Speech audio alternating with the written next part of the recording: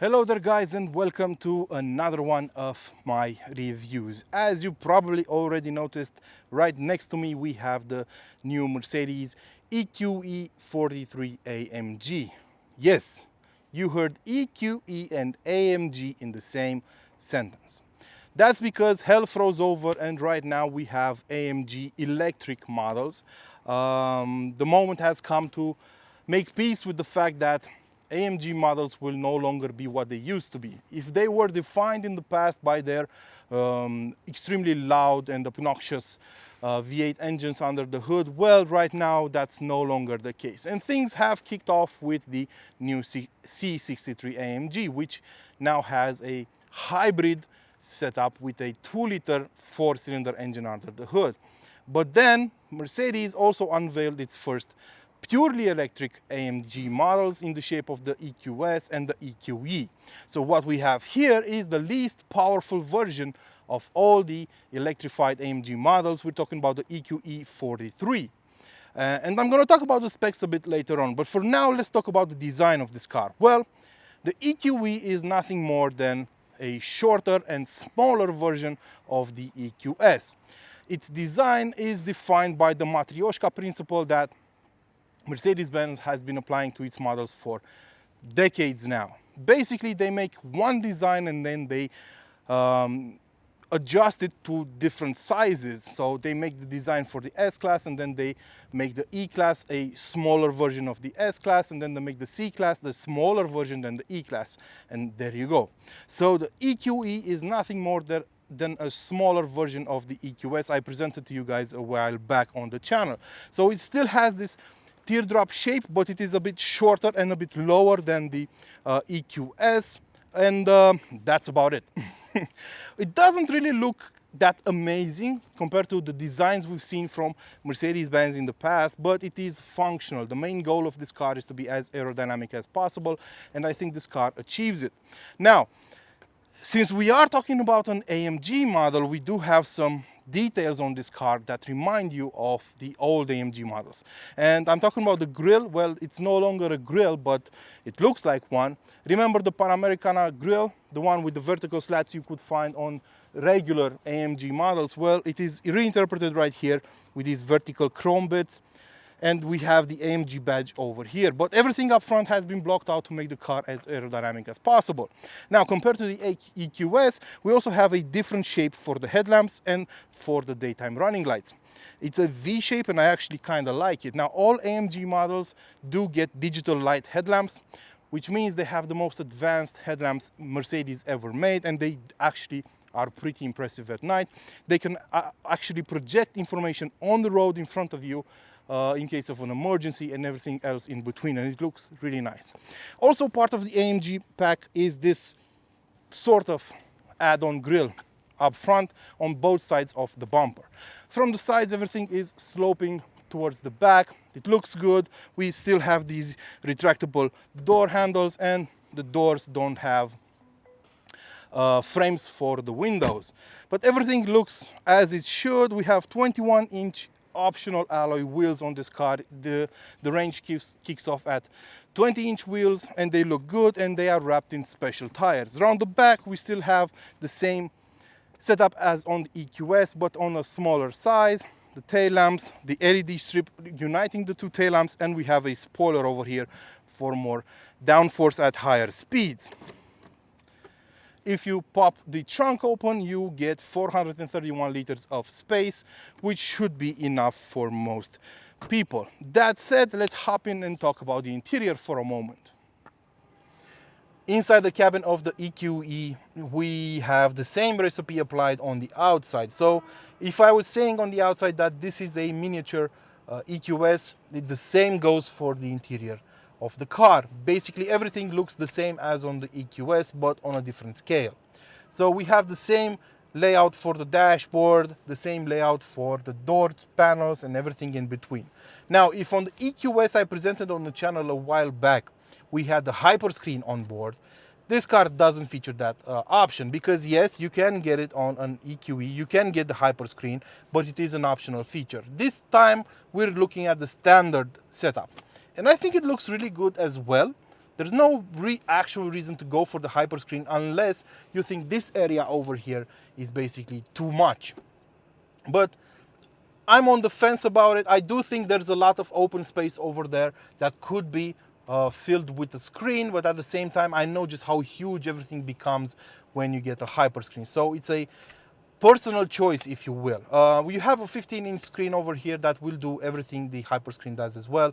We have the MBUX system over here that works really well, and it's quite well known from other cars. Nothing different about it except for the charging sub-menu, which shows you just how much range you still have left, the consumption figures, and so on. At the bottom of the screen, we have an area for the climate menu. You can adjust the temperature and everything in between. And over here, we have a couple of different buttons as well for different features, for the driving modes, the camera system, charging, and so on, including a fingerprint scanner, because you can actually attach up to 7 different profiles on this car, and all the drivers have to do is touch this sensor over here when they get inside the car, and the car will adapt every single setting to their preferred one. In front of me, I have a great steering wheel. It is perfect, flat at the bottom in typical AMG guys. We have a button over here for the driving modes. We have a button on the left for adjusting the stiffness of the suspension and the setup for the traction control. And behind it, we have a screen that doubles as an instrument cluster, and you can, of course, adjust it. It has 3 main themes, and you can adjust absolutely everything about it. Looks great, feels great, especially the dedicated sport one, which has a special animation on it. So yeah, it looks great. The materials used are of the best quality around. You have Artico on the top of the dashboard and the top of the door panels. Artico is basically the fake leather from Mercedes-Benz. But I don't like the fact that we have a lot of glossy black over here, which is a magnet for fingerprints and dust. I cleaned this space up a lot today. We have plenty of storage spaces under here in the door pockets. We have 2 cup holders over here, a charging port for the phone, a wireless charging port, and 2 USB-C connectors, a generous center console, and very, very comfortable seats that also double their usefulness with a lot of lateral support. That said, I think it's time to get in the back and see how things go down over there, if we have enough space for a person that's my size. Well, the rear seats of the EQE have been a surprise. During my time with the regular E-Class, I noticed that there isn't a lot of room in the back of that car. Furthermore, when I test drove the EQS, I also noticed a lack of headroom. But on the EQE, that's not a problem, which surprised me a lot. I think it has a lot to do with this panoramic sunroof. But either way, I have a lot of room over here. The driver's seat is adjusted in my comfortable driving position. I'm 6 feet tall, 250 pounds, and you can actually see how 2 people of my size can easily fit one in the back of the other inside this car. So I could go for longer road trips with this car easily, no issues whatsoever. The materials used inside in the back seats are also of quite good quality. We have heated seats in the back. We have a center console. We have this is a nifty trick from Mercedes-Benz. This is a smartphone holder over here, and we have a panel for the 4-zone climate control. So yeah, everything you possibly need for a longer trip, including these beautiful red contrasting seat belts. Now, that said, let's hop behind the wheel and take this car for a test drive and see what it can do. Okay, so now that we have hopped behind the wheel of the EQE 43 AMG, let's see how it drives, shall we? Well, I'm waiting for an open, straight stretch of road to put its claims to the test and see just how fast it can go. You might have heard the electric AMG sound already. Let's see. We have some pedestrians here. I'm gonna try and launch it.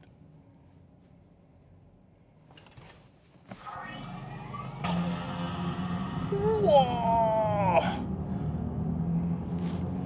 That was the simplest, the easiest launch control sequence ever. All you have to do is enter Sport Plus mode, press the brake pedal, press the go faster pedal, and that's it, you're off. And everything turns red all around you.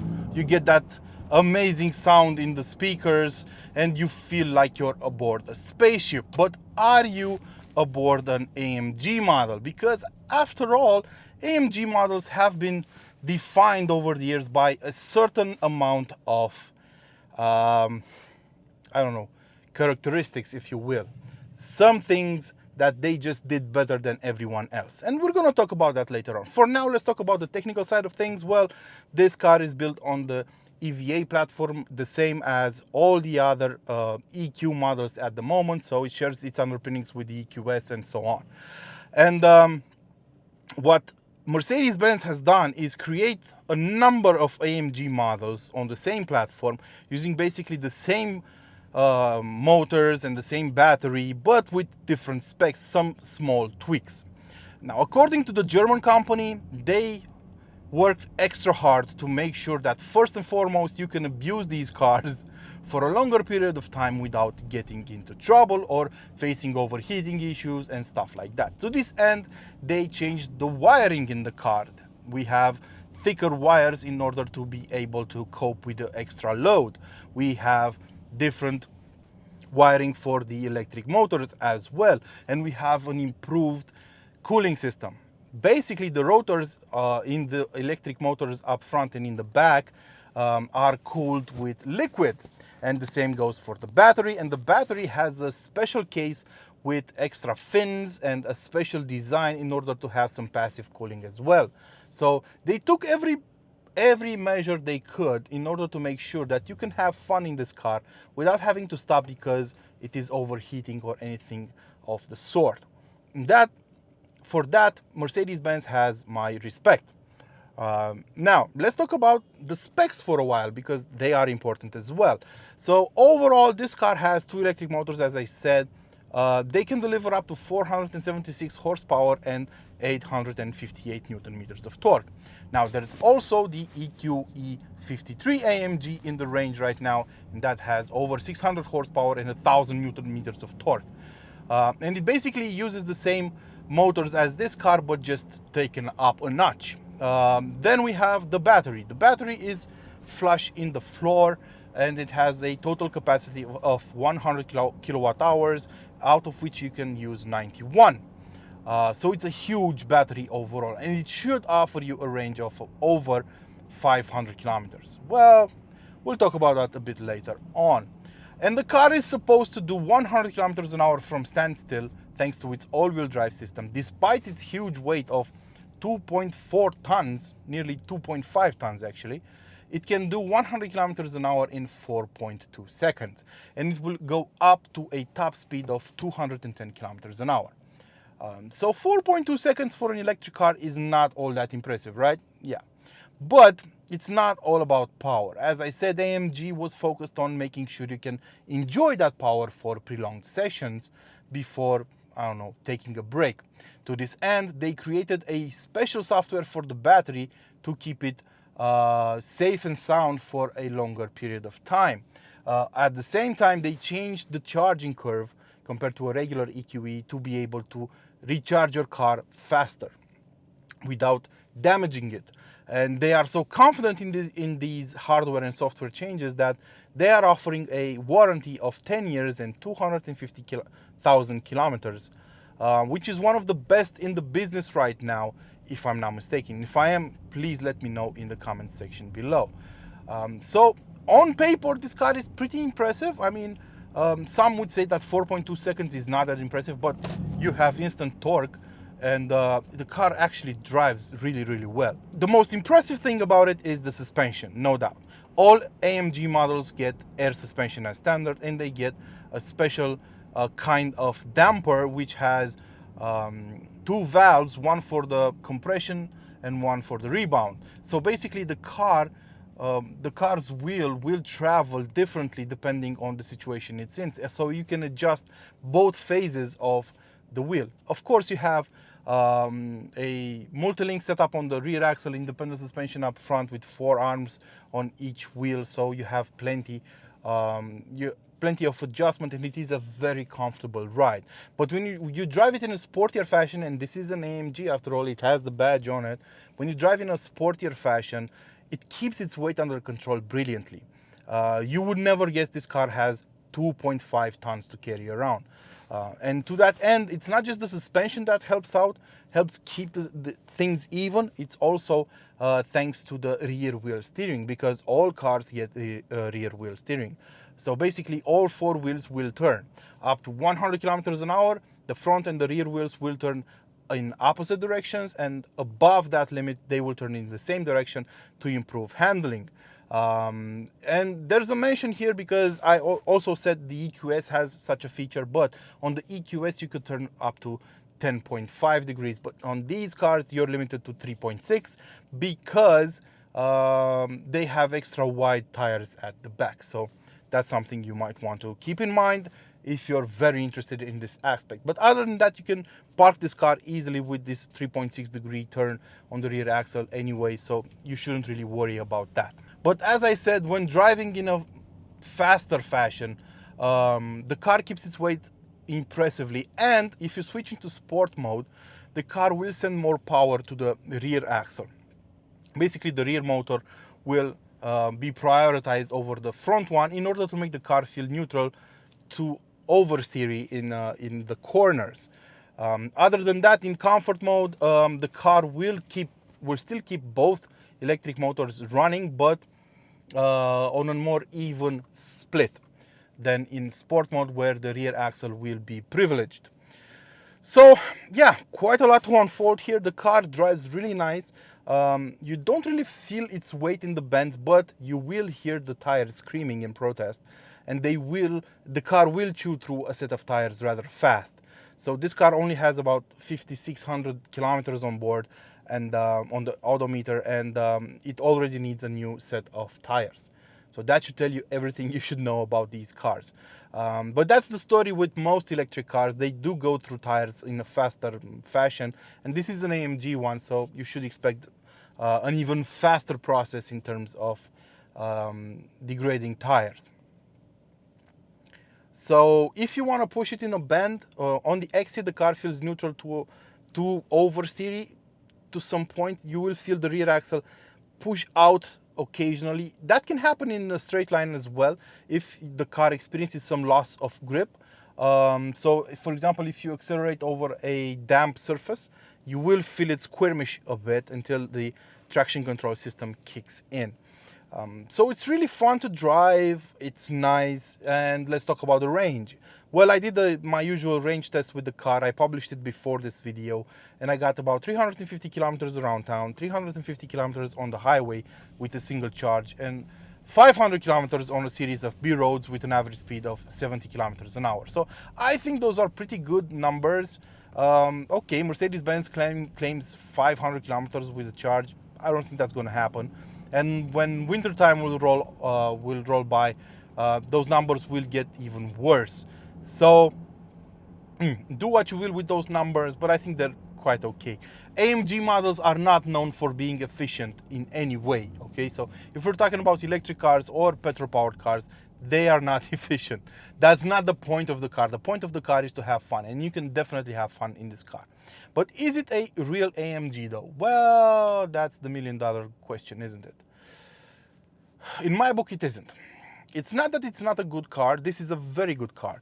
Very comfortable, very fast, fun to drive, looks good, has a great interior and everything in between. Has a very long warranty for the battery, but it doesn't have that oral feeling, that crescendo of 8 cylinders that we've been used to. I never considered AMG 53 or AMG 43 models real AMG models anyway. For me, a real AMG has a V8 under the hood. Be it a 4 liter or a 6 liter, it has to be a V8. These cars don't have it. So in my book, this is not necessarily a real AMG because it lacks that sound, the sound and the vibrations that used to make these cars extremely special. In this case, you can have fun with it.